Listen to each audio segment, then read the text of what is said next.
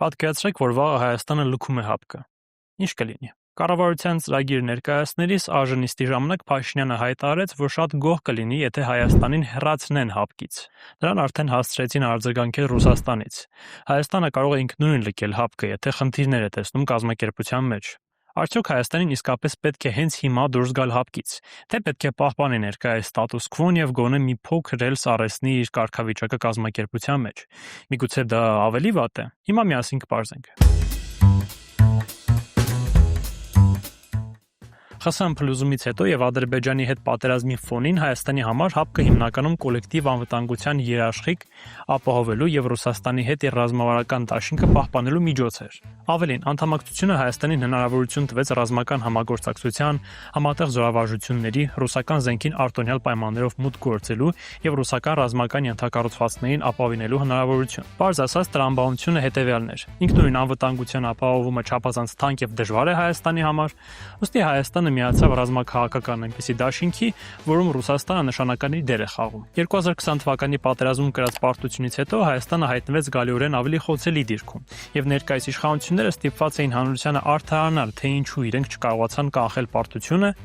եւ հետագա հարձակումները հայկական տարածքների վրա։ Աստիճանաբար ուշադրությունը տեղափոխվեց հապկի վրա։ Իշխանությունները սկսեցին ընդգծել, որ կազմակերպությունը չի կարողացել կատարել իր սպասված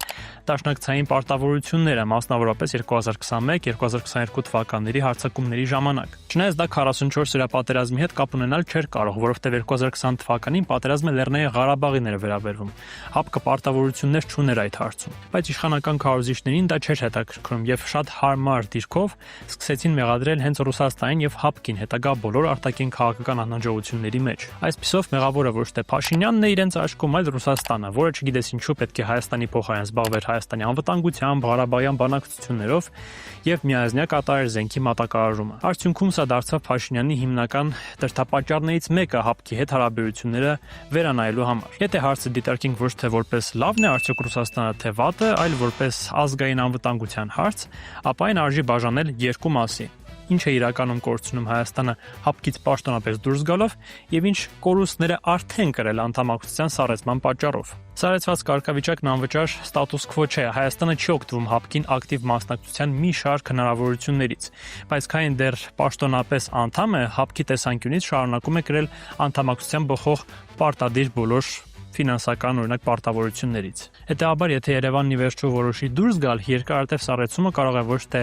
հեշտացնել երգը, այլ ավելացնել մինչ այդ կարգավորման ենթակա իրավական եւ ֆինանսական հարցերը։ Ամենաակնհայտը Ռուսաստանի հետ ռազմական համագործակցության կորուստն է։ Հապկից դուրս գալը ավելի է վատթարացնում հարաբերությունները Ռուսաստանի ռազմաքաղաքական ղեկավարության հետ։ Այսինքն, համատեղ ռազմական համագործակցության մեխանիզմներին հասանելիությունը, համատեղ զորավարժանքները, տեղեկատվության փոխանակումը, զինվորականների միջև ինստիտուցիոնալ շփումները,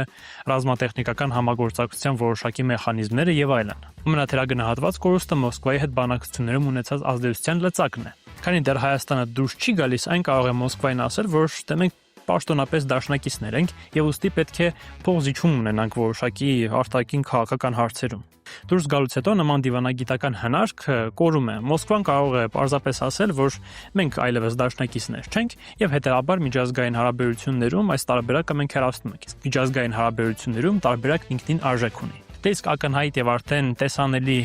կորուստներից մեկը այն է, որ Ռուսաստանը կարող է օգտագործել տնտեսական ճնշումը։ Այո, հապկից դուրս գալու ռիսկը միայն այն չէ, թե ինչը Հայաստանը կորցնում հենց կազմակերպության շրջանակներում։ Պետք է հաշվարկել նաև Ռուսաստանի հնարավոր պատասխանի գինը այն ոլորտներում, որոնք ֆորմալ առումով հապկի հետ կապ չունեն։ 2026-ի առևտրային սահմանափակումները ցույց են տալիս, որ այդ ռիսկը այլևս զուտ տեսական չէ։ Իսկ հիմա գալիս է ամենամեծ աննկատ ռիսկը, որին չգիտես ինչու ոչ մեկ ուշադրություն չի դարձնում։ Ժամանակային բացը։ Այլընտրանքային անվտանգության համակարգի բացակայությունը կարող է աղետալի լինել, ինչը կպաշտպանի Հայաստանին արդի աշխարհաքաղաքական բուռն իրավիճակից։ Ֆրանսիան չի փոխարինի Ռուսաստանին մեկ գիշերվա ընթացքում, Հնդկաստանը չի փոխարինի Ռուսաստանին մեկ գիշերվա ընթացքում,